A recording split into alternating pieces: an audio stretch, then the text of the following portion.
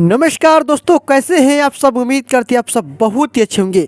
साथियों, अभी अभी एक फोटो अन्नपूर्णा फिल्म्स के यूट्यूब चैनल पर खेसारी लाल और सौम्या पोखरेल का बहुत ही तेज़ी से वायरल किया जा रहा है।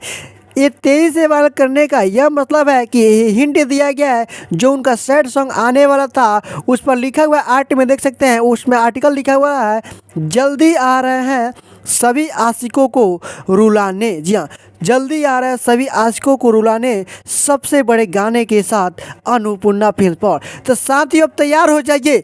अब आप सभी का इंतज़ार हो रहा है ख़त्म धीरे धीरे। अब 2 से 4 दिन के अंदर में अन्नपूर्णा फिल्म्स के जितने भी आशिक लोग हैं ना, सबको रुला देंगे खेसारी लाल यादव और सौम्या पोखरेल।